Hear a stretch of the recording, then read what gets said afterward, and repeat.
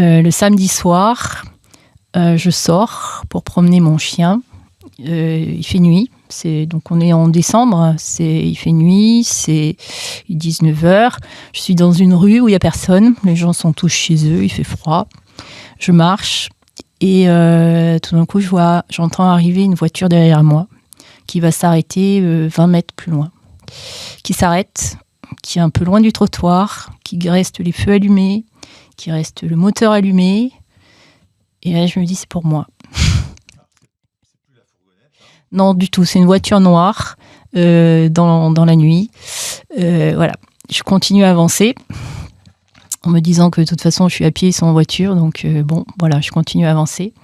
Et au moment où j'arrive à sa hauteur, la voiture redémarre et vient se positionner juste à côté de moi, donc côté gauche de la voie. C'est même pas côté droit, c'est vraiment côté gauche. Se place juste à côté de moi et commence à rouler au même rythme que moi. Elle cale sa vitesse sur le rythme de ma marche. Bonsoir à tous, merci de nous retrouver pour un entretien exceptionnel, inédit. Nous allons parler de sujets graves, de sujets importants, dont bon nombre de Français témoignent, nous partagent depuis plusieurs années. Il s'agit de contrôle mental et aussi de manipulation. Nous recevons aujourd'hui Myriam, qui est venue nous partager son histoire personnelle bouleversante, un témoignage édifiant. Cet entretien n'a pas pour vocation à prouver quelque chose, à démontrer scientifiquement, mais à partager son expérience pour aider ceux qui se posent des questions sur les manipulations, sur ces phénomènes de contrôle mental. Elle est là pour nous livrer son récit et c'est pour ça que nous lui avons ouvert le micro de Nexus pour qu'elle puisse nous livrer sa vérité et son témoignage. Mais avant cela, je voulais vous inviter à soutenir Nexus, qui est le seul média indépendant et sans publicité disponible en kiosque et bien évidemment sur nexus.fr. C'est grâce à nos lecteurs que nous pouvons continuer de vous diffuser une information libre et indépendante et surtout à l'abri de toute pression politique. Et vous pouvez nous retrouver le 19 décembre si vous voulez nous rejoindre pour la grande conférence de Nexus. Ce sera au théâtre de la Tour Eiffel et nous serons là pour vous proposer des contenus qui seront là pour bouleverser vos croyances et vous apporter de l'espoir dans ce monde de fous. Le lien est dans la description et je reçois tout de suite Myriam. Bonjour Myriam. Bonjour. Alors, tu nous as sollicité il y a une bonne année maintenant. Oui, tout à fait. Un an pile poil. Un an pile poil, le 28 octobre l'année dernière. Et avec une histoire personnelle bouleversante qui semblait tout droit sortie des grandes fictions. Hein. Oui, un peu, oui. C'est toute la difficulté que tu avais aussi à raconter ce que tu as vécu. Alors, à Nexus, l'avantage, c'est que les histoires les plus folles nous intéresse. C'est effectivement, pour l'instant, vous êtes les seuls à m'avoir prise au sérieux. Parce qu'il y a des choses sérieuses. Hein. Dès qu'on parle contrôle mental, manipulation des foules, phénomène d'emprise, souvent les gens se méfient. Alors que... Oui, puis les gens sont prêts à accepter que ça existe, mais si on vient leur dire, voilà, moi, je suis concerné... Non, c'est pas possible, on peut pas le croiser de manière concrète, il faut que ça reste abstrait. Oui, quand c'est la théorie, on est prêt à l'accepter, ça, oui, quand on rencontre quelqu'un qui le vit, ça c'est pas possible. Ça fait un peu peur. D'ailleurs, c'est vrai que dans le numéro actuel, on parle de harpe, hein, l'instrument du chaos, contrôle du climat ou contrôle mental, on en a parlé évidemment, parce qu'il y a des technologies qui existent pour manipuler le cerveau à distance, voilà. Et on sait très bien que certains pays sont dotés de ces armes, de certains services secrets aussi, que certaines personnes l'utilisent. La question est de savoir qui est ciblé, dans quelle proportion, pourquoi, comment. J'avais été il y a quelques mois en émission avec une des femmes qui a participé au film Les Survivantes, Hélène Pelos, qui avait témoigné sur le plateau de Géopolitique Profonde, de ces phénomènes de manipulation à distance qu'elle subissait et qui venaient corroborer grandement ce que tu m'as partagé il y a un an. Oui. Et tu es revenu me Oui. partager ça encore il y a quelques mois. Alors, pour expliquer à ceux qui nous écoutent, donc tu as 59 ans, Oui. tu es ancienne gilet jaune, Tout à fait. toujours gilet jaune dans l'âme, hein. Tu es Gilet militante, Gilet jaune un jour, gilet jaune toujours. C'est ce qu'on dit. tu es aide-soignante, Oui. et beaucoup de choses sont arrivées dans ta vie à partir de 2020, C'est ça, fin 2020, oui. fin 2020. Ça a commencé sur un groupe Telegram. Oui. Est-ce que tu peux nous expliquer comment c'est arrivé? Oui, alors donc, je discutais sur un groupe Telegram. C'était au moment de la loi de sécurité globale. J'étais en train de parler de développer mes arguments habituels et entre autres, je disais risque de guerre civile en France et il fallait s'y préparer. Je ne sais pas si c'est le fait de dire qu'il faut se préparer à la guerre civile, mais aussitôt j'ai reçu un message étrange d'une personne, un message privé d'une personne qui se faisait passer pour un producteur de cinéma connu. Qui s'appelle comment? Yann Saint-Pé. Donc j'ai fait des recherches qui a tourné avec qui existe. Emmanuel Béard, voilà, donc un monsieur qui vient ruiner sa réputation sur un groupe Telegram qui discute de politique. Paraît peu probable. Peu probable, et le gars me dit est-ce que tu peux m'en dire un peu plus sur toi? Donc déjà le message est étrange, quoi. Je lui demande mais t'es qui toi? Pourquoi tu me demandes ça? Et rapidement je me dis c'est pas la première fois que ce gars c'est un gars des renseignements. Et je décide d'aller prévenir les copains parce que on est en lutte, on va dire, et il faut se serrer les coudes. Et donc je vais voir les administrateurs des groupes Telegram que je fréquente, dont je suis membre, pour leur dire méfiez-vous de ce gars-là, ce Yann Saint-Pé, parce que pour moi c'est un gars des renseignements. Donc toi tu es sur plusieurs groupes Telegram à ce moment-là, ouais. Qui sont tous plus ou moins gilets jaunes, en tout cas militants. Pas gilets jaunes, mais oui, c'est de la lutte politique, oui. Et il y a plusieurs centaines de membres dans chacun de ces groupes. Voilà, c'est ça, oui. Oui. On a tous adhéré à ce genre de groupe, on s'échange des infos oui, c'est politiques, ça, oui, tout à fait, militantes. Voilà, oui, on balance des publications qu'on trouve importantes pour le faire partager, c'est ça. Jusque-là, des groupes assez anodins, banals. Ah oui, complètement. Bon, on trouve de tout, mais oui, c'est là où on cherche l'information qu'on trouve pas dans les médias mainstream, quoi, voilà. Donc cette personne qui se fait passer pour un producteur de cinéma te demande des informations sur toi. Et bon là, tu te dis que sa démarche est louche. Oui, tout à fait. Et qui fait sûrement partie des renseignements. On sait qu'il y a beaucoup de gens des renseignements dans ce genre de groupe Telegram. Oui. Beaucoup de gilets jaunes l'avaient aussi dénoncé à l'époque. Oui. Ils viennent glaner potentiellement des infos. C'est ça. Donc là, tu le dénonces aux autres administrateurs des autres groupes. Voilà. Donc et notamment, donc, je vais sur un groupe dont j'ai oublié le nom. L'administrateur s'appelle Mr. Good. Et je lui dis, je lui parle de ce Yann Saint-Pé qui, à mon avis, est un mec des renseignements. Et j'ai une réponse très bizarre que je ne comprends pas, qui est très impersonnelle, d'autant que j'avais déjà parlé avec ce gars-là. Je ne comprends pas la réponse. Et du coup, j'insiste. Et je donne des détails. Et je dis que je suis gilet jaune, que chez nous, on a eu un agent infiltré, qu'on l'a démasqué. Enfin, je donne plein de détails. Et il n'y a pas de réponse. Et peu après, je reçois un message privé. C'est un pseudo qui est composé uniquement de points et de barres. Et le message qui me fout la trouille sur place, c'est « Qu'est-ce que tu cherches ?» Là, je suis sidérée devant mon téléphone. Donc, c'est pas la même personne. C'est pas ce Yann Saint-Pé. C'est pas le Yann Saint-Pé. Je suis sur un autre groupe que je suis allée alerter. qui m'a fait une réponse que je n'ai pas comprise. J'ai insisté, je leur ai dit méfiez-vous de ce Yann Saint-Pé, parce que moi, nous, on a déjà eu affaire en tant que gilets jaunes au renseignement.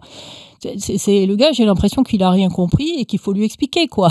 Voilà. Et là, une autre personne vient en privé. Alors, je ne sais pas qui, parce qu'un pseudo avec des points et des barres, je n'ai aucune idée de ce que c'est. Je ne sais pas qui c'est. Par contre, le message, qu'est-ce que tu cherches juste après que j'ai essayé de dénoncer un gars des renseignements, ça me fait flipper direct. C'est un peu menaçant. Enfin, en tout cas, c'est déstabilisant. C'est ça. Je suis plus que déstabilisée.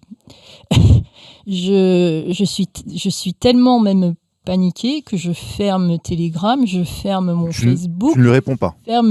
Ah non, je ne réponds pas. Je ne réponds pas. Je ferme tout et je me dis que je me suis fait choper.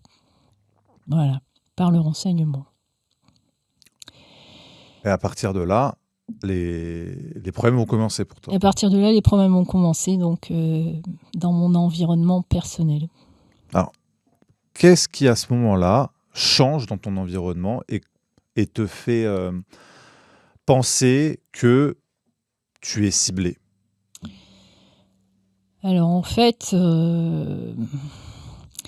c'est des choses qui sont difficiles à expliquer parce que moi, les ayant vécues, je sais très bien que c'est des choses qui ne sont pas normales, qui ne peuvent pas arriver toutes seules. Par contre, quand je les raconte, j'ai du mal à faire comprendre aux gens que c'est pas juste des hasards, c'est pas juste des bugs, c'est pas juste des coïncidences. C'est difficile de faire sentir aux autres ce qu'on a vécu. Enfin, c'est même impossible, quoi. Donc la première manifestation moi, que je vois, c'est un fourgon blanc et une fourgonnette blanche sans inscription. On ne voit pas les conducteurs qui me suivent en voiture, qui se garent dans des endroits pas possibles, qui m'attendent, qui autour de chez toi, qui ont un comportement que je juge anormal, qui me fait dire. Et je m'y attends pas forcément à ce moment-là parce que 5 jours se sont écoulés, je me suis dit c'est bon, il va rien m'arriver. C'était juste, je sais pas. Et au bout de 5 jours, quand je vois ces camionnettes-là blanches, c'est là que je me dis ça y est, ils m'ont trouvé. Alors, je le rappelle, tu vis dans le sud de la France, oui. Dans un petit village. Oui. Bon, donc il y a, j'imagine, très peu de passages dans le lieu où tu vis. Oui, c'est pas la ville, effectivement. La fourgonnette qui m'a suivi avait un comportement anormal dans le quartier résidentiel très calme où j'étais, a fait un demi-tour derrière moi pour me prendre en chasse sans regarder ni à droite ni à gauche s'il y avait quelqu'un, sans chercher son chemin. Enfin, j'ai eu vraiment l'impression que cette voiture faisait demi-tour pour me prendre en chasse. Oui, on est dans un village où il n'y a pas énormément de circulation. Toi, tu es à pied à ce moment-là? Non, je suis en voiture. En voiture? En voiture. C'est 5 jours après ce fameux message sur Telegram. Oui. Et à ce moment-là, tu quittes ton domicile ou tu reviens chez toi? Je suis en train de partir, en fait. Et tu as ces 2 fourgonnettes? Voilà. Je vais faire des courses au village à moins d'1 kilomètre. Je ressors en me disant en regardant partout autour de moi, je ne vois rien. Je me dis que c'est moi qui me suis monté la tête toute seule, qu'il ne s'est rien passé du tout. Sauf que je les retrouve aussi au retour. Et là, pour le coup, je me dis... toujours présent, oui. Pas loin de ton domicile. Voilà, qui m'attendent, voilà. Et c'est sur le retour, en fait, que je me dis, ça y est, ils m'ont trouvé. À l'aller, j'ai un doute. Oui, à l'aller, tu as un doute. Et au retour, tu te sens ciblé. Tout à fait. Tout à fait. Alors, tu m'as expliqué qu'à ce moment-là, tu prends très vite conscience que ce n'est pas forcément un hasard. Tu te sens un petit peu menacé, j'imagine. Oui. Tu décides d'écrire un courrier. C'est ça. À un média. C'est ça. Je ne sais pas ce qui se passe. Je ne sais pas ce qu'ils veulent. Il y a des choses étranges qui se passent. Il n'y a personne qui me dit rien. C'est de l'intimidation, c'est pour faire peur. Puis j'ai peur qu'il m'arrive quelque chose. Et puis je veux témoigner avant qu'il m'arrive quelque chose. Et puis je n'accepte pas d'être menacée, en fait. Voilà, c'est pas dans mon caractère. Je ne vais pas me taire sous la menace. Je décide d'écrire une lettre à un média. Alors, à quel média à Je ce moment-là décide d'écrire un courrier à France Soir. Donc, en me disant que c'est le genre de média qui peut entendre ce genre de choses, parce que tous les médias ne veulent pas entendre ce genre de choses. Donc là, dans ce courrier, qu'est-ce que tu écris? Je raconte tout depuis le début, c'est-à-dire comment ça s'est passé sur Telegram, comment depuis Yann Saint-Pé jusqu'à la fin, ce qui se passe depuis autour de mon domicile. Avec Je les donne tous les fourgonnettes, détails. etc. Voilà, je donne tous les détails. Ok, Voilà. donc tu prépares ce courrier. Et qu'est-ce qui se passe à ce moment-là? Alors, j'ai fini mon courrier et je commence à le mettre au propre. Et là, il se passe des choses qui me font peur encore. J'entends des pas sur mon toit alors que je suis en train d'écrire. Des pas, quelqu'un qui marche sur mon toit. Je comprends pas, je sais pas ce que c'est. Voilà. Là, on est samedi. Je suis en train de finir ma lettre. Et bon, j'ai pas de timbre, je me dis, et puis surtout, je veux donner la lettre directement au guichetier parce que je me dis que si je la laisse dans la boîte aux lettres, elle peut être subtilisée dans le week-end. Donc, j'attends le lundi pour la poster. Voilà, j'ai ma lettre qui est prête. Le samedi soir, je sors pour promener mon chien. Il fait nuit. Donc on est en décembre, il fait nuit, c'est 19h. Je suis dans une rue où il n'y a personne, les gens sont tous chez eux, il fait froid. Je marche et tout d'un coup j'entends arriver une voiture derrière moi qui va s'arrêter 20 mètres plus loin. Qui s'arrête, qui est un peu loin du trottoir, qui reste les feux allumés, qui reste le moteur allumé. Et là je me dis c'est pour moi. Alors c'est plus la fourgonnette, là? Non, du tout. C'est une voiture noire dans la nuit. Voilà. Je continue à avancer en me disant que de toute façon, je suis à pied sans voiture. Donc, bon, voilà, je continue à avancer. Et au moment où j'arrive à sa hauteur, la voiture redémarre et vient se positionner juste à côté de moi, donc côté gauche de la voie. Même pas côté droit, c'est vraiment côté gauche. Se place juste à côté de moi et commence à rouler au même rythme que moi. Elle cale sa vitesse sur le rythme de ma marche. Oui, donc comportement totalement anormal qui te cible. Ah ben oui, là, il n'y a personne d'autre dans la rue. Il n'y a que moi et cette voiture qui roule juste à côté de moi au ralenti. Est-ce que tu arrives à voir les personnes qui sont à l'intérieur? Je regarde la voiture, je regarde la vitre. Les vitres sont teintées, donc je ne vois rien, je ne vois personne. Je ne sais pas qui est à l'intérieur. Est-ce qu'à ce moment-là, tu oses les interpeller ou faire quelque chose? Non, je suis terrorisée, mais vraiment terrorisée, et je suis persuadée que ces gens-là vont me tuer. En fait, tu te sens vulnérable instantanément? Complètement. Ben, ça fait quand même 3 semaines qu'il se passe des choses étranges. Ça fait 3 semaines que je ne sais pas ce qu'ils veulent. Personne ne me dit rien. J'ai juste des choses étranges qui font peur. Je ne sais rien, je ne comprends rien. Oui, je suis déjà dans un climat d'anxiété, et cette voiture roule à côté de moi, mais je suis paniquée. Et non, comment ça se passe? Alors, elle te suit sur combien de mètres? Alors, je dirais que ça dure en mètres, je ne sais pas. Combien de temps? J'évalue ça à une quinzaine de secondes, et c'est des secondes interminables. Interminables. J'ai l'impression que pour moi, le temps s'est arrêté. J'ai l'impression que toute ma vie, je vais avoir cette voiture à côté de moi. Je suis en dehors du temps, complètement en dehors du temps, paniquée. Et puis à un moment donné, la voiture redémarre. Je pousse un soupir de soulagement, jusqu'à ce que je me rende compte qu'elle est allée au bout de la rue, qu'elle a fait demi-tour et qu'elle revient. Et là, je me dis, ça y est, c'est maintenant qu'il va m'arriver quelque chose. Oui, ça ressemble à un mauvais film, quoi. Ah, complètement. Et elle passe à côté de moi, elle s'en va. Là, je rentre chez moi, j'écourte la promenade parce que là, j'ai besoin d'aller me poser quelque part et ne plus bouger, quoi. Voilà, donc là, on est le samedi soir. Et je compte envoyer ma lettre le lundi. Et ok, ils m'ont fait peur. Ils m'ont pas fait de mal. C'est ça que je retiens, en fait. Ils m'ont rien fait. Mais c'était juste de la peur. Et je me dis, ma lettre, je vais l'envoyer. Il n'y a plus que même pas 2 jours à tenir, je vais l'envoyer. Le lendemain matin, je me lève, je vais à la cuisine et je sens qu'il y a une odeur d'essence dans la cuisine. Je ne comprends pas d'où ça vient, je cherche partout, de l'essence. Il n'y a rien qui sent l'essence dans la cuisine.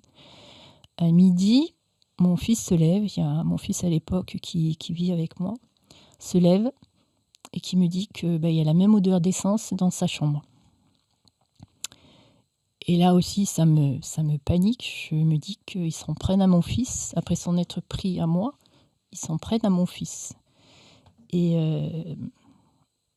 c'est comme vraiment un coup de poignard, quoi. Et je me dis, mais non, cette lettre, elle est prête. Ça fait longtemps que j'y travaille. Demain, j'envoie cette lettre. Il y a moins de 24 heures à tenir. Je vais envoyer cette lettre. Le soir, je sors toujours avec mon chien, pareil, il fait nuit, il n'y a personne dans la rue, exactement au même endroit que la veille. Il y a quelqu'un qui marche sur le trottoir opposé et qui vient dans ma direction.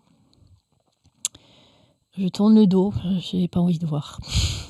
Je me dis que c'est encore pour moi, je ne veux pas savoir. Quand l'individu arrive à ma hauteur, il traverse, il passe à 1 mètre de moi. Je le vois du coin de l'œil et il poursuit sa route. Je me dis effectivement c'était pour moi. Tu sens encore une nouvelle fois ciblé. Je me dis mais quand même c'était moins méchant que hier. Et je me dis je vais envoyer ma lettre demain. Je rentre chez moi et je suis très très angoissée. Je suis vraiment dans l'attente du lendemain pour me débarrasser de cette lettre. Et à un moment, j'ai mon fils qui déboule l'escalier, qui arrive paniqué et qui me dit « J'ai voulu allumer mon radiateur électrique et j'ai pris une bouffée d'essence dans la figure. » Là, je suis tétanisée, je ne trouve Donc là, rien à répondre. C'est plus une odeur, là. Il a pris une bouffée d'essence qui lui est venue dans le nez. Donc, de l'essence dans un radiateur électrique, je me dis que c'est grave, quoi. Et je n'arrive toujours pas à abandonner cette idée de lettre à envoyer. Je veux toujours envoyer ma lettre. Sauf que là, je me dis qu'ils s'en prennent à mon fils et que je veux protéger mon fils. Et je me dis que pour protéger mon fils, en fait, il faut que je m'éloigne de la maison. Je suis tellement angoissée que j'ai des idées complètement farfelues. Et donc, je prévois le lendemain d'envoyer cette lettre et de partir de la maison et de me mettre sous la protection d'un avocat que j'ai repéré. Donc je mets mon téléphone à charger en me disant que le lendemain, je vais en avoir besoin, que la journée va être longue. Je me lève le lendemain et quand je veux récupérer mon téléphone, je me rends compte que le chargeur a été débranché et qu'il est posé à côté du téléphone, bien aligné à côté du téléphone. Donc je me dis, ils sont rentrés dans la nuit. Et ils ont débranché mon téléphone. Ils étaient là alors que je dormais dans ma chambre. Donc là, tu te dis qu'il y a eu des personnes qui sont rentrées par effraction. Ouais. Ce seraient les mêmes personnes. Ouais. Et peu après, d'ailleurs, j'ai trouvé que la clé ne tournait plus dans la serrure. Mais alors, on pourrait se dire, et c'est normal, on se dit, bon, t'as rien fait de mal. Oui. T'as pas vraiment été une menace pour le pouvoir. Non. Il n'y a rien qui pourrait justifier que tu sois ciblé particulièrement parce que tu n'es pas leader d'un mouvement quelconque. Non plus. Pourquoi déployer, selon toi, ce genre de moyens pour t'intimider et pour te menacer ? Ça a été une question que je me suis posée pendant très très longtemps.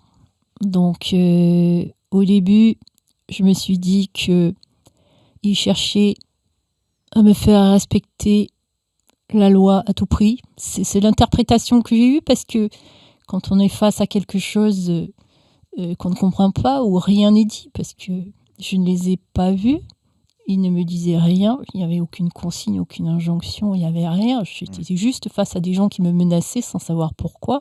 Donc on cherche des raisons. Et on en trouve. Et chacun trouve les siennes, en fait. Donc moi, je me suis dit que c'est parce que, alors, qu'ils voulaient me faire entrer dans le rang, que je ne sois plus rebelle, que je ne cherche plus à lutter pour quoi que ce soit. Et puis, comme ça continue encore, je me suis dit, Ils veulent que je respecte la loi à la lettre parce que je suis encore rebelle quand j'essaye de gruger un peu la loi. Ça va très loin, ces histoires, en fait. Hein. On trouve toujours ce qu'on fait de mal, quoi. Et... Oui, mais il y aurait tellement de rebelles à mais intimider. complètement. Plus gros que toi. Pendant très longtemps aussi, je me suis dit, mais c'est une erreur, en fait. Ils s'en sont pris à moi, mais parce qu'ils me prêtent des intentions que je n'ai pas. Et c'est une erreur, et c'est à moi de leur démontrer qu'ils se trompent.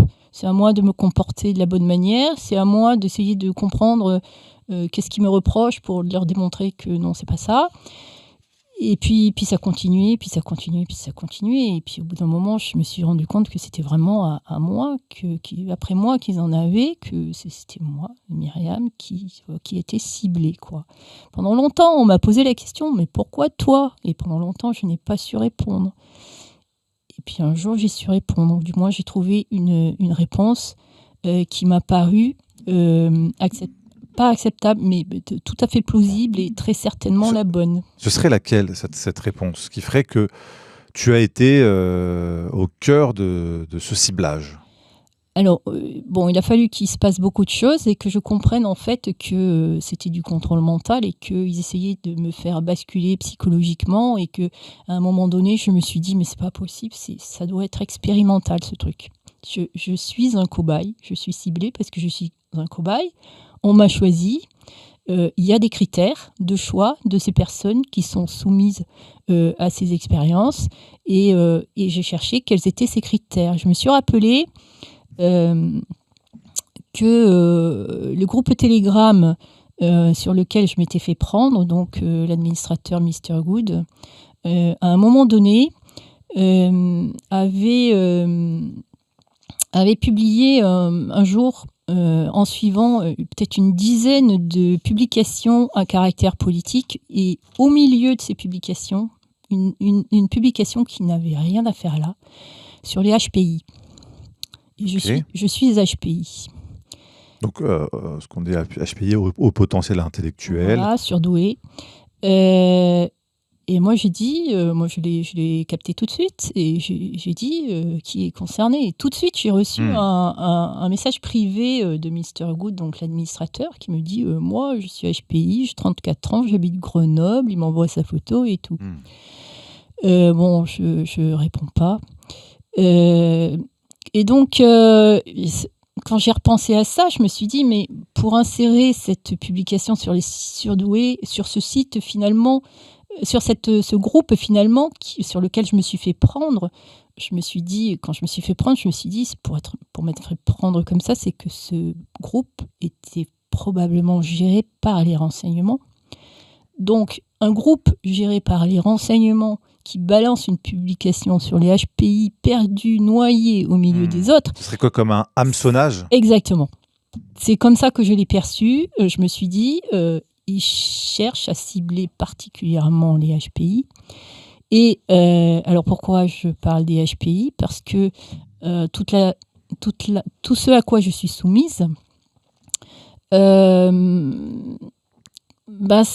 c'est déjà, on cherche déjà à isoler les personnes parce que c'est une fois qu'elles sont isolées qu'elles sont vulnérables. Or, les HPI sont souvent des gens assez solitaires.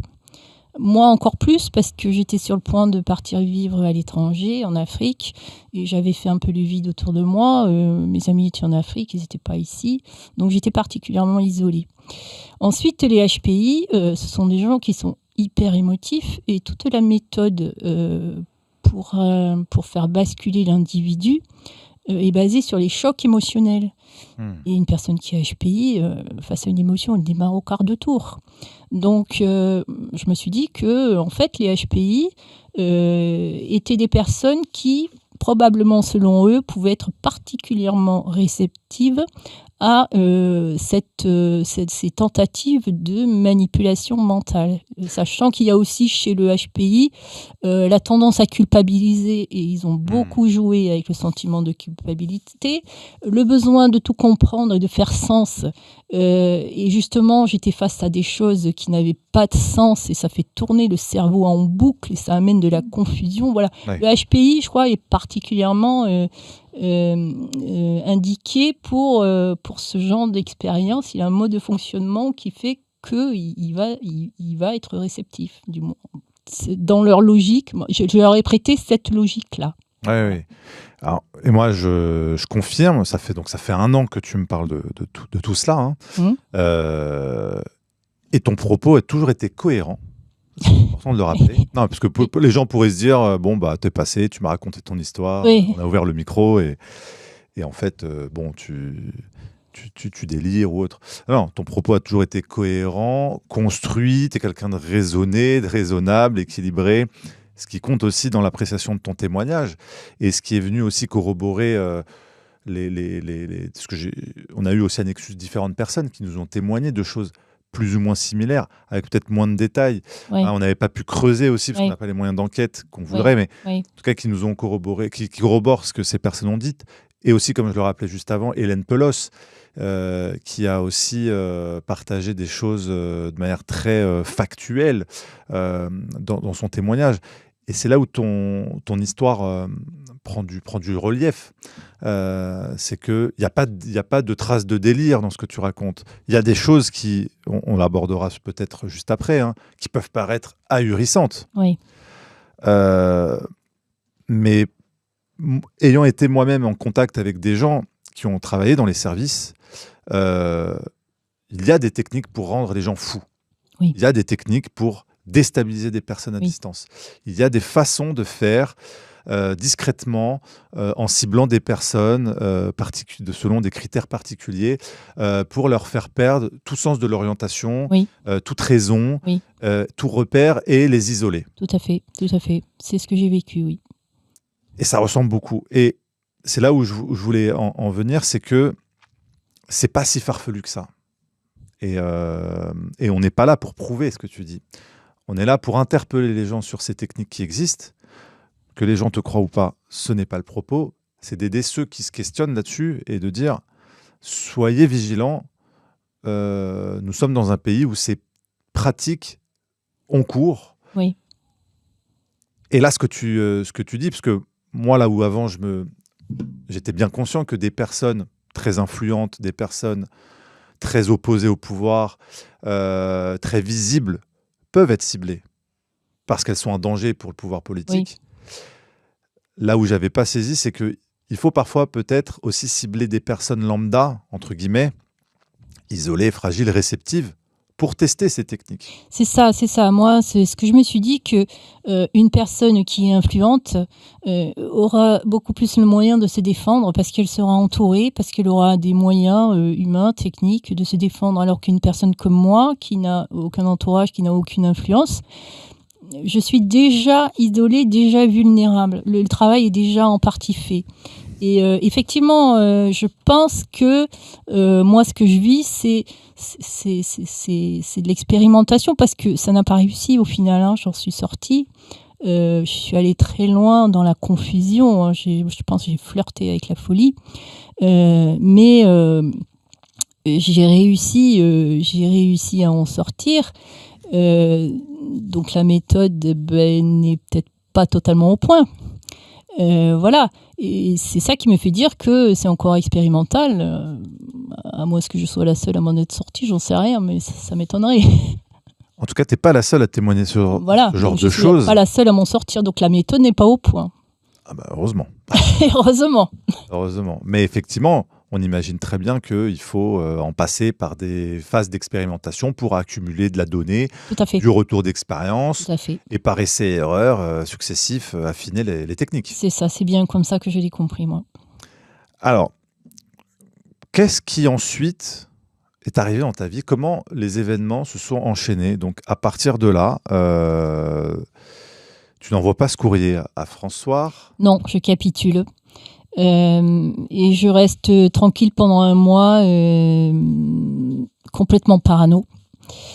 En fait, il y a une phase tranquille où il se manifeste encore, mais en général, c'est parce que je retrouve un peu de détermination. J'ai à nouveau envie de faire quelque chose, mais très vite, ils me remettent au tapis. C'est quoi, ils me remettent en tapis? Ça se manifeste comment dans ta vie? Alors, c'est pas impressionnant quand je le raconte, mais moi, ça me fait un effet terrible parce qu'il y a tout ce qui s'est passé avant. Je veux par exemple aller sur un site qui propose qui propose des articles. Alors évidemment, c'est pas des articles qu'on trouve dans les médias mainstream, hein, c'est des articles qui fouillent un peu. Très alternatif. On va dire ça. Voilà, un site où ils cherchaient des gens pour traduire, parce qu'ils proposent des traductions d'articles qui viennent du monde entier. Et je voulais me proposer, et l'accès au site m'est refusé. Voilà, c'est des choses comme ça. Moi, donc, ils peuvent paraître banals. Ça peut paraître des bugs, mais, des bugs informatiques. Mais le problème, c'est que quand c'est tout le temps, chaque fois que je veux faire quelque chose, au bout d'un moment, c'est plus des bugs, quoi. Voilà, après, c'est tout le temps, ça va être ça. C'est dans ce que j'ai en face de moi, qu'est-ce qui est bug, qu'est-ce qui est pas bug. Et j'ai pas le moyen de savoir. Et je doute tout le temps. Le doute s'immisce dans ta vie à ce moment-là? Le doute, c'est terrible. C'est terrible. Parce que le cerveau se met à tourner, à essayer de lever le doute. Est-ce que c'est eux qui m'ont fait ça? Est-ce que c'est pas eux?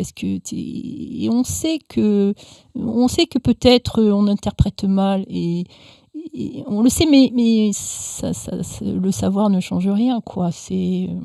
On devient parano aussi. Enfin, c'est de la confusion, quoi. On est dans une situation qu'on ne peut pas expliquer. Cet hameçonnage du début, plus cette manifestation très visible, hein, les voitures qui te suivent, qui se présentent à toi et qui s'en vont, avait ancré quelque chose à partir duquel n'importe quel événement devient doute. Tout à fait, tout à fait. Tout à fait, mais même encore maintenant où j'en suis sortie, où j'ai quand même à peu près retrouvé une vie normale, quand je vois quelque chose, quand je vois un bug, j'ai le réflexe. Est-ce que ce bug est normal? Et ça, je crois que je l'aurai à vie.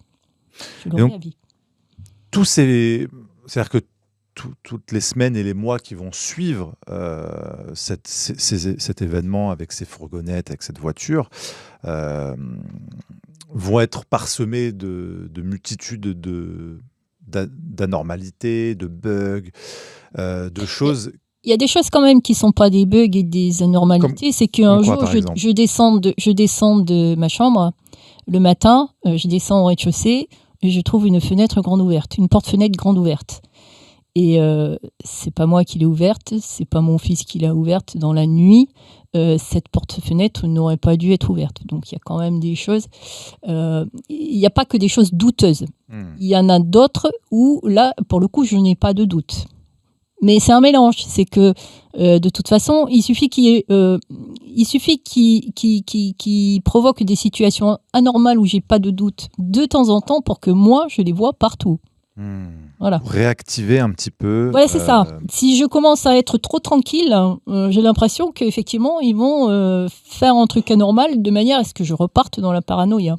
Est-ce que tu penses que justement, le but était de te maintenir dans un bain émotionnel de parano et d'ajuster le thermostat, tu sais, de vraiment, quand il faut le monter, puis très vite revenir à des choses un peu plus subtiles? Oui, tout à fait. Tout à fait. Tout à fait. Je pense qu'il y a une étude de mes réactions et pour essayer de trouver effectivement le bon réglage. Là, tes points ne pas aller trop loin parce que je suis allée jusqu'à faire une tentative de suicide. Donc là, je pense que le thermostat était mal réglé parce que j'aurais pu effectivement aller jusqu'au bout. À ce moment-là, qu'est-ce qui se passe pour toi? Tu t'es tellement isolé, tu n'as aucune perspective d'échappatoire? Non.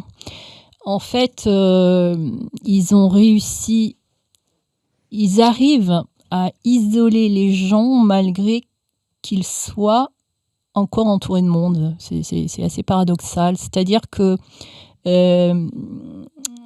ils interviennent pour essayer de...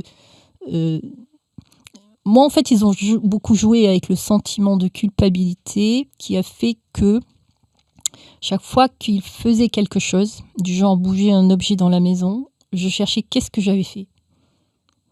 J'en étais toujours à me demander pourquoi ils me faisaient ça. Que chez toi, tu constates des déplacements d'objets. Voilà, un objet qui bouge, et j'essaye de comprendre pourquoi. Qu'est-ce que ça veut dire? Tu reviens, les choses sont plus au même endroit. Voilà. Et Par exemple, un jour, je fais la connaissance d'une personne en promenant mon chien, on s'entend bien, on discute, et quand je reviens, je vois qu'il y a un objet qui a bougé sur la table, sur la table à manger. Il y a le pain qui n'est plus au même endroit. Mon fils n'est pas là, il n'y avait personne, le pain a bougé. Et donc je cherche, pourquoi ce pain a bougé et puis là, je me rappelle que j'ai fait la connaissance de cette personne. Mais en même temps, cette personne, je sentais de la culpabilité à lui parler parce que je me demandais si c'était pas interdit, mais ça va très très loin en fait. Tout ce qu'on fait, on a l'impression que c'est interdit parce que, enfin moi personnellement, je sais pas quoi les autres, mais comme ils étaient tout le temps là, j'avais l'impression que c'était tout le temps des sanctions. Je prenais ça pour des sanctions et je ne savais pas qu'est-ce qui était sanctionné. Je me sentais coupable de tout. T'as intériorisé le fait que tu ne pouvais pas agir librement. C'est ça. Oui, c'est ça. Parfois, presque en t'écoutant, l'impression qu'il y a des parallèles avec ce qu'on a vécu pendant le Covid. C'est ce côté surveillance. Alors moi, je fais un gros parallèle. Moi, j'explique souvent que la manipulation mentale, il y a la technique appliquée aux masses, c'est le Covid. Et puis, il y a ceux qu'on n'a pas réussi à choper par cette technique-là. Et ceux-là, on va les voir directement. On applique la même méthode, mais à titre individuel. Oui, voilà, c'est un copier-coller. C'est ça. Avec quelques petites variantes. Mais, c'est ça.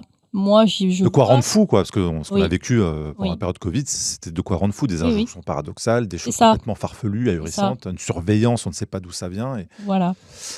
Moi, je fais un parallèle, oui. Dans un cas, c'est les masses. Dans l'autre cas, c'est ciblé, mais l'objectif est le même. Alors, tu témoignes aussi de problématiques avec la banque qui n'accepte plus des dépôts d'espèces. Tu as des problèmes bancaires à ce moment-là importants? Alors oui, ils ont réussi à m'isoler. Je n'ai plus d'activité professionnelle. J'ai coupé tous les liens avec mes amis parce que, enfin, j'en avais pas beaucoup, hein, mais le peu que j'avais, je n'ose même plus leur parler. À ce moment-là, tu partages quand même ce qui t'arrive à tes proches, à ton fils? Non, je n'en parle depuis le début, je n'en parle à personne. Même ton fils? Même mon fils, alors pour 2 raisons. La première, c'est que j'ai peur de l'impliquer là-dedans. Ça fait tellement la trouille, je ne souhaite pas que mon fils soit impliqué dans un truc qui fout la trouille comme ça. Et puis j'ai peur qu'on me dise que non, tout ça c'est dans ma tête, qu'on ne me croit pas. Oui, la peur du rejet. Et la peur d'être prise pour une folle, quoi. Ouais. Voilà, j'ai pas envie de me confronter à ça. Donc, mais c'est surtout, en fait, mon fils, c'est surtout la peur de l'inclure, de l'impliquer, oui, dans ce que j'appelle le cauchemar, en fait. Voilà.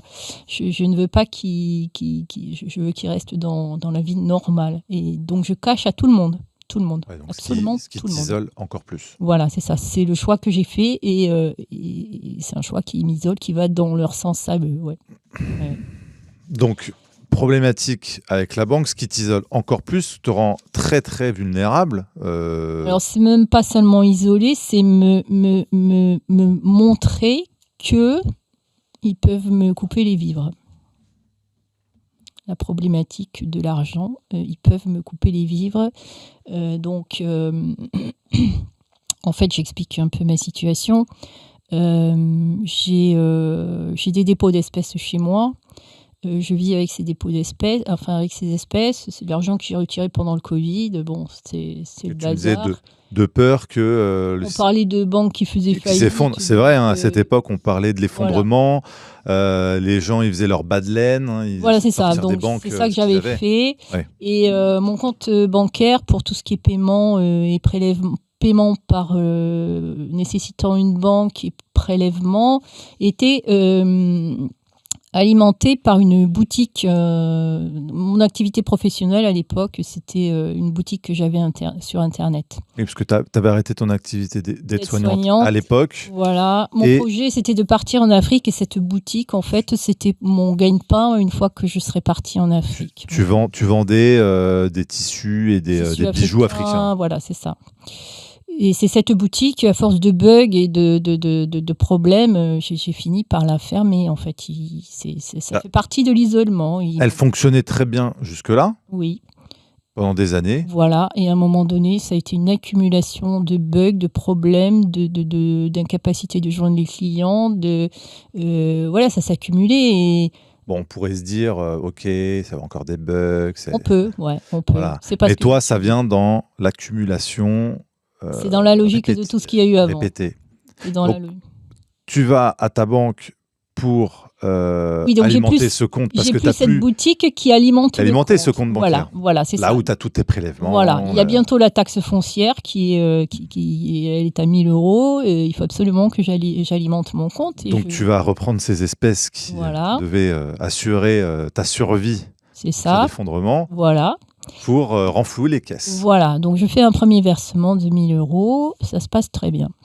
Un mois plus tard, je veux faire un deuxième versement. Donc j'avais bien repéré sur les affiches, et puis la première fois ça s'est bien passé, que pas de justificatif à fournir jusqu'à 1 500 €, juste indiquer la provenance des fonds et c'est tout. La deuxième fois, à la poste de mon village, on me dit que la somme est trop importante, 1 500, il faut que j'aille dans un gros, je suis à la banque postale, hein, donc c'est à la poste que je vais. La somme est très importante. Donc je vais à la poste centrale de la ville. Je me présente, donc je veux faire mon dépôt de 1 500. Donc le guichetier me prend ma carte d'identité, me demande combien, provenance des fonds. Je lui dis, ben voilà, c'est des retraits que j'ai fait l'année dernière. C'est la même chose que j'avais dit la fois d'avant. Donc il pianote sur son ordinateur, il lève le nez, il regarde son écran et d'un coup il jaillit de sa chaise. Et il me dit, il faut que j'aille voir ma supérieure. Il s'absente pendant quelques minutes, il revient, il me dit, est-ce que vous avez un justificatif ? Je dis, ben non, jusqu'à 1 500 €, il n'y a pas besoin de justificatif. Il ne veut rien savoir. Je lui dis, ben, combien je peux déposer sans justificatif ? Il me dit, il faut un justificatif dès le premier euro, et c'est comme ça depuis le 1er janvier. Alors déjà, les affiches ne disent pas ça, et puis le précédent dépôt, j'ai pu le faire. Donc, il ment. C'est un mensonge. Et il est allé voir sa supérieure hiérarchique après avoir levé le nez sur son écran. Je me dis qu'il y a quelque chose qui s'est affiché sur son écran qui a fait que... tu n'étais plus autorisé à déposer. Voilà, on ne voulait pas que je dépose cet argent. Alors, je ne sais pas, blanchiment d'argent, je suis une dealeuse, je ne sais pas ce qui s'est affiché sur cet écran. Mais le fait est qu'à partir de là, je ne pouvais plus déposer d'argent sur mon compte en banque. Ouais, donc ça, et le solde diminue au fur et à mesure des prélèvements. Et je me dis qu'au bout d'un moment, il n'y aura plus rien. Et ça va être le début des problèmes. Et puis dans l'état psychologique où je suis, je ne peux pas régler. Ça te fragilise encore plus. Voilà, c'est ça. Donc les soucis continuent. Alors pendant plusieurs mois, encore toutes les anomalies dont tu témoignais avant continuent. Oui. Tu te sens en insécurité chez toi ? Alors non, parce que j'ai décidé que puisqu'ils entraient chez moi comme dans un moulin et que je ne pouvais rien y faire, qu'ils fassent ce qu'ils veulent.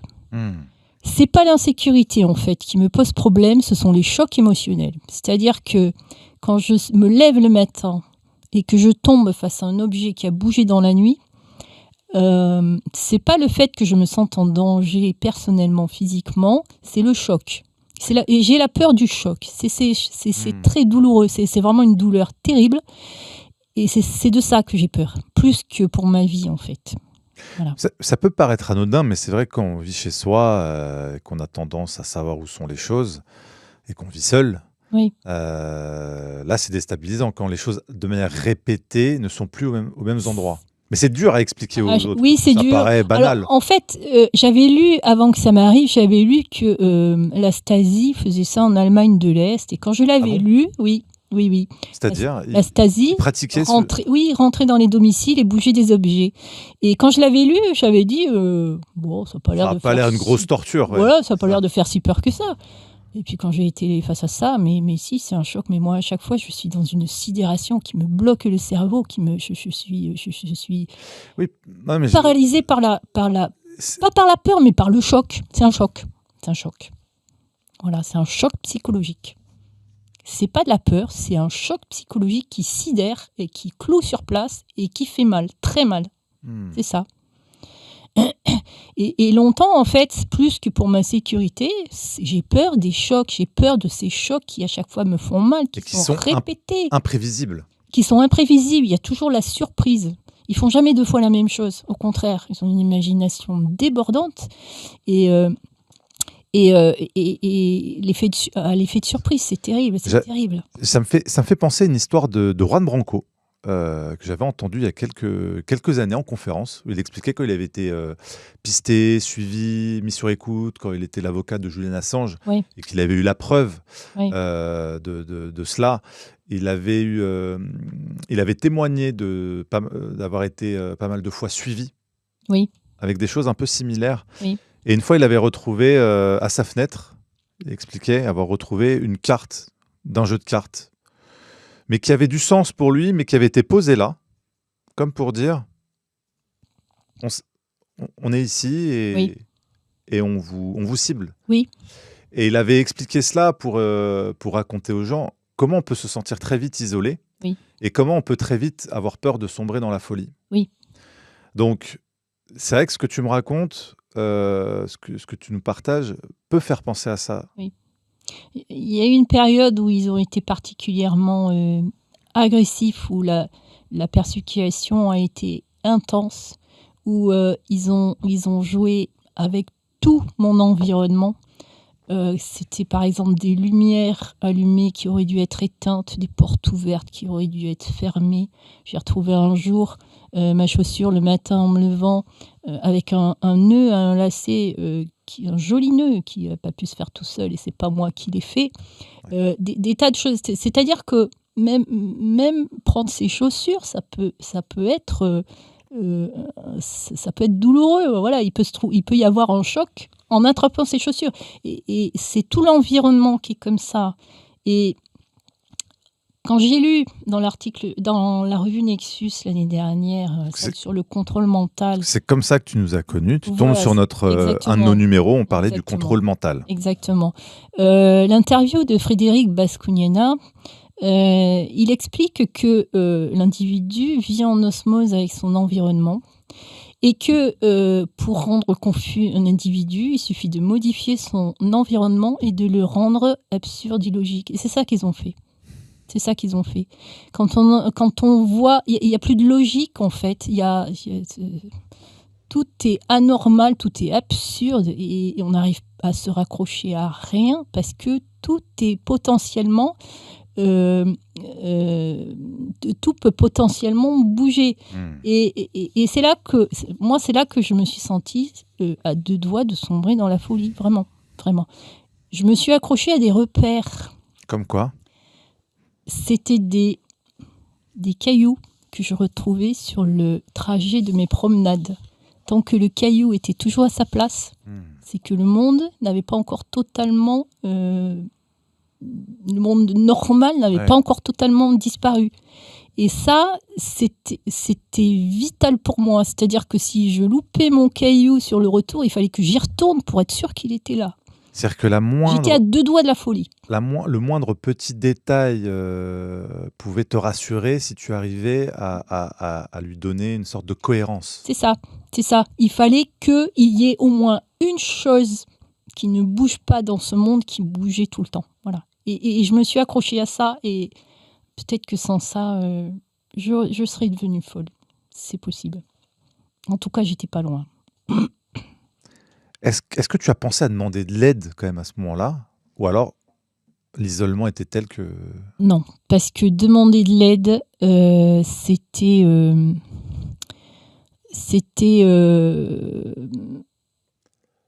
Déjà, c'était prendre le risque d'entraîner les personnes que je sollicitais dans le cauchemar, et ça, je ne le souhaitais à personne.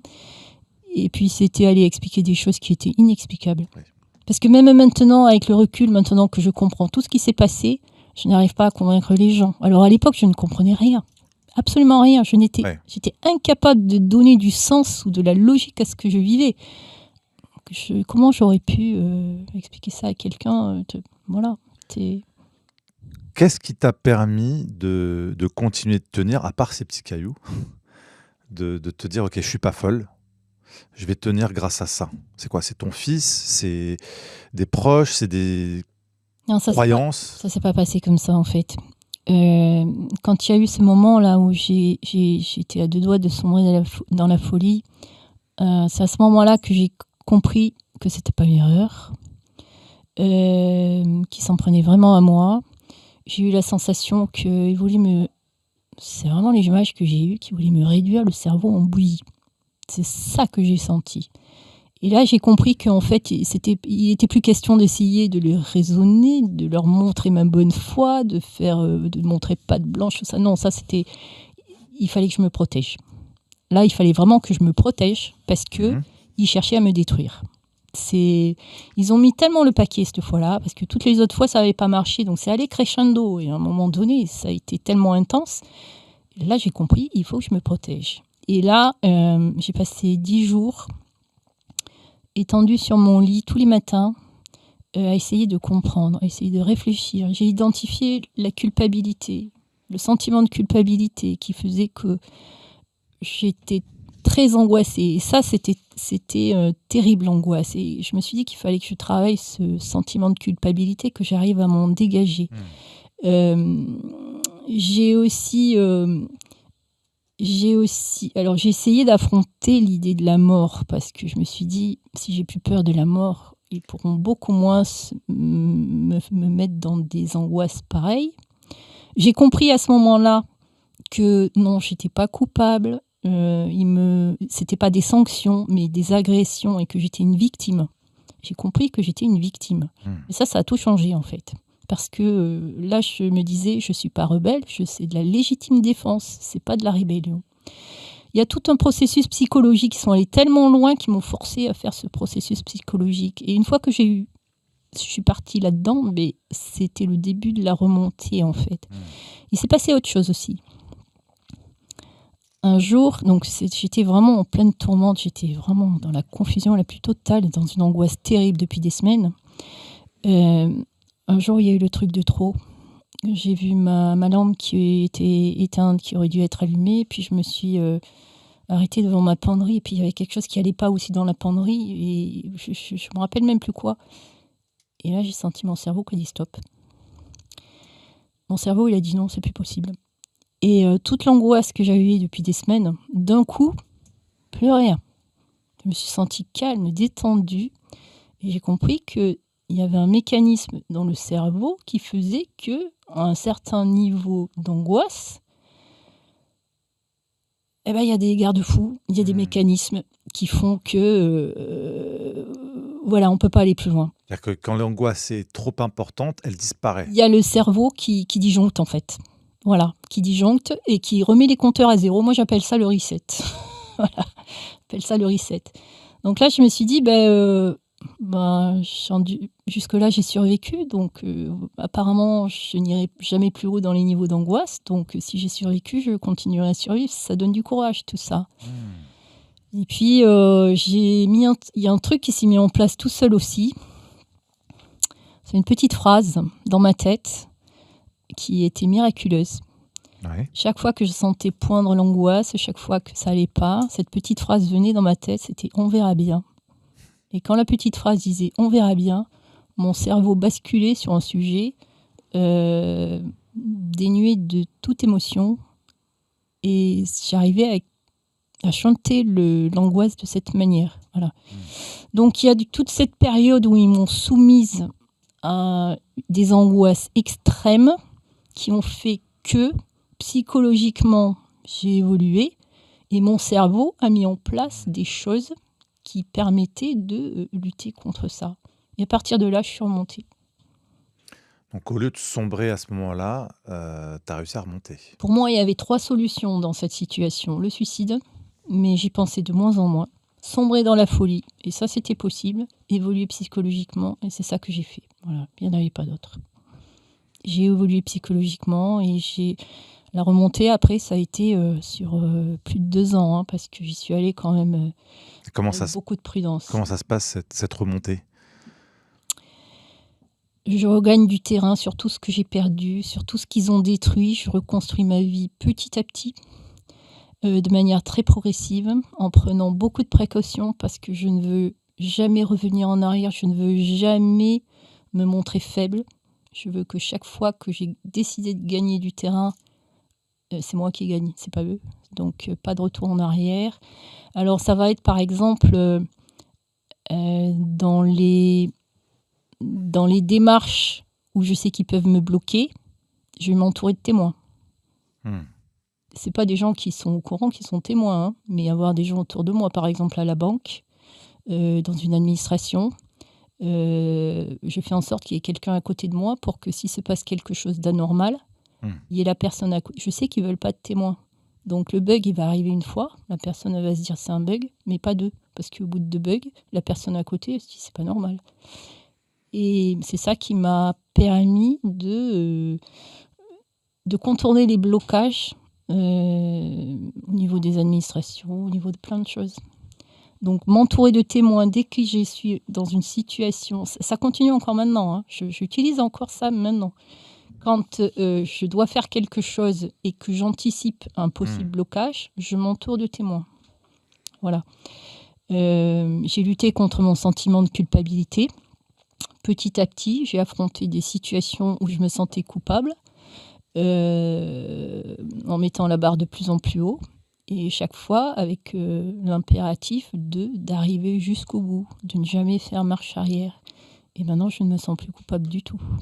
Du tout. Ils essayent encore de me culpabiliser, mais là, ça ne marche plus du tout.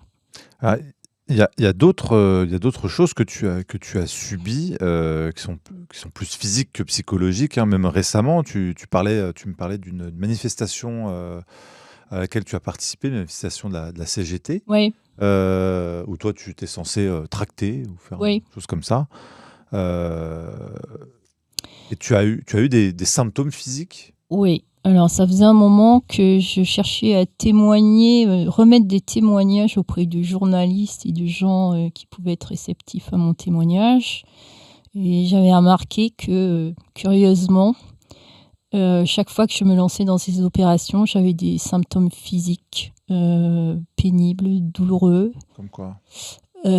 Alors, comme des petites douleurs diffuses dans le corps, difficiles à localiser, comme si c'était un peu partout, des points un peu partout. Ça peut être des fourmillements dans les mains, dans les doigts. Ça peut être une douleur au niveau de la face du visage. Ça peut être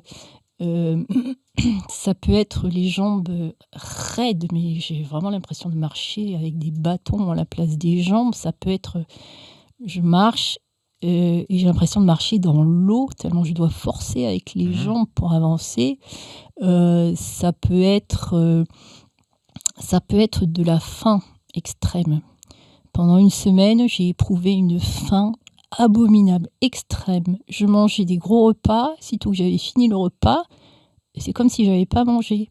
Je commençais vraiment à prendre beaucoup de poids parce que je mangeais beaucoup et je n'arrivais pas à calmer cette faim. Ça a duré une semaine. Au bout d'une semaine, ça s'est arrêté net. Il y a eu des insomnies aussi, des nuits complètement déréglées où je m'endors tard, où je me réveille au milieu de la nuit, où je me lève tôt, où je bataille toute la nuit, je me réveille épuisée, où je dors bien mais je me réveille finalement plus fatiguée que la veille. Bon, il y a tout un tas de symptômes comme ça. Il y a aussi des migraines. Alors une fois, oui, j'ai eu... une douleur au niveau de la tête abominable, mais à se taper la tête contre les murs, ça a duré, la nuit encore ça a duré, c'était tellement douloureux que je me suis dit, mais s'ils me font ça trop souvent, mais je me tue parce que je ne peux pas endurer cette douleur, c'est trop atroce. Et alors que tout le reste du corps allait bien, c'était vraiment localisé, j'avais l'impression vraiment que la tête juste était ciblée par quelque chose. C'est l'impression que j'avais. Et ça t'a fait penser, à juste titre, hein, parce que ça a été documenté, à ce fameux syndrome de la Havane. C'est ça. Alors le syndrome de la Havane, quand je lis les symptômes décrits dans ce syndrome de la Havane, j'y retrouve tout ce qui est décrit, je l'ai eu. J'ai eu des choses en plus, mais tout ça, je l'ai eu. Oui, Ouais, on le rappelle, c'est un épisode à Cuba où des diplomates américains se sont plaints il y a une quinzaine d'années de symptômes voilà, de migraine intense, de vertige, d'acouphènes, etc., qui sont venus très subitement et qui sont partis aussi vite. C'est ça. Et donc, il a été soupçonné d'utilisation d'armes de technologie russe sur ces diplomates-là à ondes dirigées. Oui. Voilà. Bon, on sait que ces choses existent. Maintenant, sur qui ils les testent? Oui. Sûr que... Et alors après, pour en revenir à cette manif, donc c'était une manif, en plus d'aller essayer de témoigner auprès des journalistes, je distribuais des tracts dans les manifs, donc c'était une grosse manif, j'avais préparé 250 tracts. Et quelques jours avant la manif, j'ai commencé à avoir des symptômes aussi. Alors, j'ai commencé à avoir un rhume. Alors, j'ai eu, moi qui suis jamais malade, j'ai eu 5 rhumes en 8 mois. Là, je me suis posé des questions quand même. J'ai eu donc ce rhume, j'ai eu une douleur à la gorge abominable, mais vraiment abominable. J'ai eu une douleur au niveau de la face, j'ai eu une perte d'odorat. Mais intermittente. C'est-à-dire qu'un coup j'ai de l'odorat, un coup j'en ai plus, un coup j'ai de l'odorat, un coup j'en ai plus. J'ai eu des saignements de nez. Et puis le jour, bon, je commence à avoir l'habitude à cette époque-là. Et toujours maintenant d'ailleurs, parce que ça continue. Et le jour de la manif arrive et je commence à prendre mon petit déjeuner et alors là c'est des flots de sang que je perds par le nez, mais des flots de sang. Je ne suis pas sujette au saignement de nez, j'ai jamais eu ça. Des flots de sang, ça coule partout dans mon bol, ça coule par terre, il y en a partout. Je vais quand même distribuer mes tracts. Je me mets un truc dans le nez, un bout de tissu dans le nez, je vais distribuer mes tracts. Aujourd'hui encore, tu subis ce genre de symptômes? Oui. Avec la même répétition, la même fréquence, la même... Oui, c'est tout le temps, c'est régulier. Qu'est-ce qui fait qu'aujourd'hui, tu le vis autrement? C'est cette prise de conscience dont tu parlais avant? Alors, ce qui me permet de le vivre bien, enfin bien... Mieux qu'avant? Ce qui me permet de le vivre, on va dire, 2 choses. La première chose, c'est que je cherche à les dénoncer. C'est le sens de ma vie maintenant. Je les combats. Et c'est ça qui me permet de vivre avec ce qu'ils me font. Si je me battais pas, je sombrerais complètement. Parce que vraiment, ma vie, c'est un cauchemar. Donc le fait de lutter contre eux, c'est ça qui me maintient. Voilà. Ensuite, il y a autre chose qui me maintient, c'est que ça fait 5 ans qu'ils s'acharnent. Ils n'ont toujours pas eu ce qu'ils voulaient. Ils ont des moyens démesurés. Ils ont des techniques invraisemblables. Et malgré tout, ils sont arrivés à rien. Qu'est-ce que tu penses qu'ils veulent obtenir de toi à travers ces expérimentations? Alors, au bout d'un moment, je me suis dit que ça devait être de l'ordre de la soumission consentie. Mais je comprenais vraiment pas comment leur torture pouvait aboutir à ça. Je ne vois pas comment, en me torturant, j'allais me soumettre volontairement. Enfin, je sentais bien que fallait pas que ça soit de la soumission forcée. Et puis, il y a des éléments qui m'ont fait comprendre qu'en fait, ils cherchaient à provoquer un basculement psychologique. Donc, quelque chose que je ne maîtrisais pas, qu'ils allaient provoquer et contre lequel je ne pourrais rien. Comme une folie? Pas une folie, mais me faire basculer dans un autre état psychologique qui n'est pas le mien, sans que j'ai conscience d'avoir abandonné ma psychologie normale. Une dissociation? C'est ça. Une dissociation, tout à fait. J'ai mis longtemps à trouver le terme. Ça fait 1 an que je connais le terme. J'étais déjà sous torture depuis 4 ans. Donc j'ai trouvé ça dans le livre d'Alexandre Le Breton, MK Ultra. J'ai beaucoup lu ce qu'il a écrit sur la dissociation et je pense que c'est ça. Ils voulaient provoquer une dissociation et ils n'ont pas réussi. Voilà. Malgré toutes leurs techniques. D'où le fait de ces ajustements répétitifs sans aller trop loin et en même temps... Oui, parce que j'ai bien compris qu'en fait, ils ne voulaient pas me tuer. Ils voulaient pas. Ce qu'ils voulaient, c'est arriver à leur objectif, qui était la soumission consentie à mon insu. S'ils me tuaient, ils avaient échoué. Voilà. C'est à partir du moment où j'ai compris ça, d'ailleurs, que je ne me suis plus du tout sentie enfin, je me dis que peut-être un jour, ils en auront vraiment marre et qu'ils décideront de m'éliminer, que je parle trop, peut-être, et que, voilà, oui, ce risque, il existe. Mais sinon, ils veulent me garder en vie, parce que s'ils me tuent, ils ont échoué. C'est que la méthode a échoué.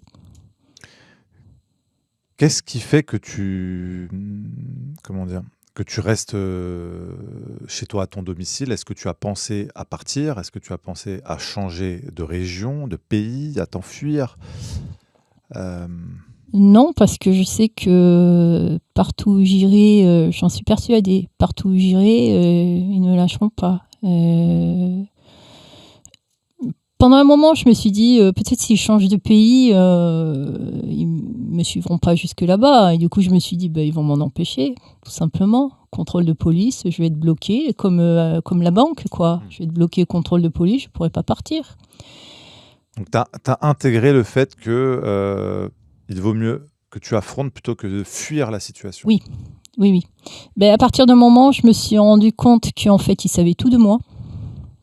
Que voilà, ils en savaient tellement que ça ne servait plus à rien de se cacher.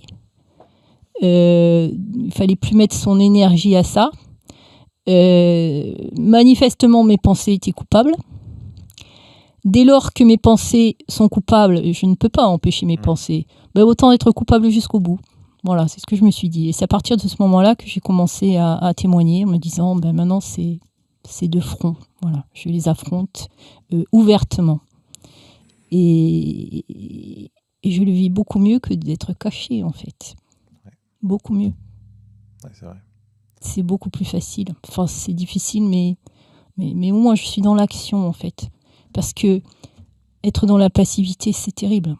Être impuissant, ne pas pouvoir bouger, c'est rien que ça aussi, c'est une souffrance atroce.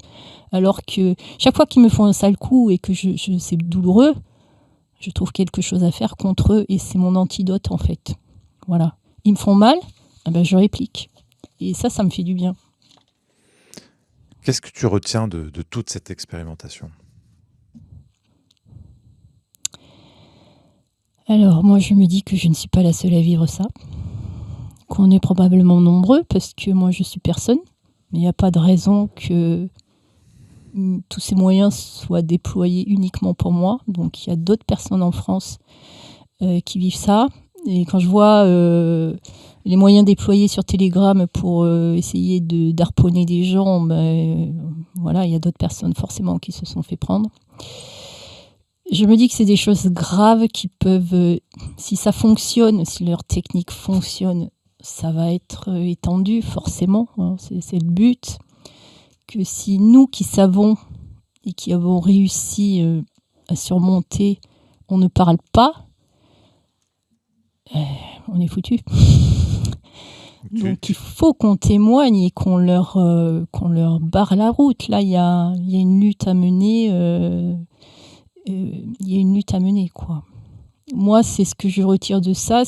Maintenant, c'est le sens de ma vie. J'avais des projets. Mes projets, ils sont foutus, quoi. Maintenant, c'est ça qui prime surtout. J'ai été approchée à un moment donné par des gens que j'ai identifiés comme étant des renseignements par la suite, parce que vraiment, leur discours était super bizarre. Je me suis dit, c'est la dernière fois que je suis venue à Paris, là, au mois de septembre, deux femmes. Le discours était tellement bizarre que le lendemain, j'ai tout analysé. Je me suis dit, non, mais c'est pas possible. Ces femmes, elles sont du renseignement et tout ça tient pas la route, leur histoire. Et j'ai cherché le message qu'elle avait voulu me transmettre. Et le message, c'était arrête de parler, résigne-toi, même pars à l'étranger s'il faut. Mais là, j'ai dit non. Ce que je vis là, si je le dénonce pas, je pourrais plus jamais me regarder dans une glace, parce que si ces choses-là s'étendent, qu'au moins j'ai fait tout ce que je pouvais faire pour le dénoncer. Peut-être que j'y arriverai à rien, peut-être que ce sera insuffisant, j'espère que d'autres le font aussi. Mais si moi je fais rien et que juste je fais comme si ça n'existait pas, je pourrais plus jamais me regarder dans une glace. Ça, c'est pas possible. Je dois témoigner. Ton but, c'est de témoigner pour informer. Informer, dire que ça existe, tout faire ce qui m'est possible contre ces gens-là qui, à mon avis, sont en train de développer des armes pour soumettre les populations de manière large. Voilà, c'est comme ça que je le vois. Là, c'est des tests. Là, on a ciblé quelques personnes, mais il est évident que c'est pas juste ça, quoi. C'est forcément destiné à être élargi et on doit lutter contre ça. Et on sait à quel point, depuis les années, depuis la Seconde Guerre mondiale, ces techniques existent bel et bien. Alors, outre-Atlantique, on l'a vu avec les CIA, le projet MKUltra, tu en as parlé. Oui. Alexandre Le Breton en a parlé longuement sur sa chaîne, et d'autres personnes qui ont essayé d'informer les gens. Va savoir maintenant où ces techniques en sont arrivées. Parce qu'on parle de techniques, là, il y a 60 ans, qui étaient déployées pour contraindre les gens à ce que tu appelles cette soumission consentie. Là, on est sur quelque chose d'encore plus subtil, encore plus discret que le MKUltra, et effectivement plus dangereux. Alors moi, j'ai lu des choses, j'ai lu pas mal de choses sur les techniques dont ils disposent, mais toujours, c'est des informations qui datent des années 90 qu'on trouve. C'est-à-dire, sur les 30 dernières années, on ne sait pas il y a rien. On ne sait pas. Et sur les 30 dernières années, quand on voit l'évolution de la science et de la technologie, forcément, ils ont développé plein de choses dont on n'est pas au courant. Après, moi, ce que j'ai subi, je suis persuadée, j'ai eu la preuve, mais j'arrive pas à le faire comprendre. J'ai eu la preuve que certaines technologies qui sont inconnues du public existent, parce que je pense en avoir été la cible. Et ça, c'est des choses qui ne passent pas parce que c'est tellement invraisemblable que les gens ne suivent pas.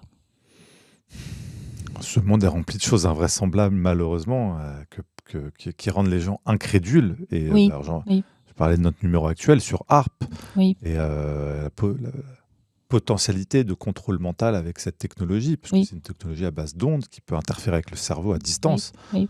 Mais il y a plein d'autres événements ou phénomènes qui témoignent de choses similaires, dont on a très peu connaissance. Oui. On parle dans ces documents, on parle de contrôle du corps à distance, on parle de lecture des ondes, de décodage des ondes cérébrales, on parle de choses comme ça. Alors, il y a beaucoup de gens qui s'y intéressent, qui le disent, qui se disent ah oui, c'est ce qui va nous arriver, etc. Ben, moi, je dis que ça existe déjà, parce que j'ai été soumise à ces choses-là. Je voulais, avant de finir, lire une des phrases qu'on a écrites dans le dossier du numéro actuel sur HAARP, et qui vient un petit peu rejoindre toutes ces hypothèses, toutes ces réflexions autour du contrôle mental. Et là, c'est un certain Gordon MacDonald, qui était proche de Johnson à l'époque, un président américain, dans les années 60-70, et qui dit dans un article qui est rapporté, alors je cite, en parlant de technologies qui utilisent les ondes, les oscillations électriques à basse fréquence amplifiées dans la cavité Terre-ionosphère sont liées à d'éventuels systèmes d'armes par le biais d'un aspect peu compris de la physiologie cérébrale. De cette manière, il serait possible de mettre au point un système qui altérerait gravement les performances cérébrales d'une très grande partie de la population dans certaines régions pendant une période prolongée. Fin de citation.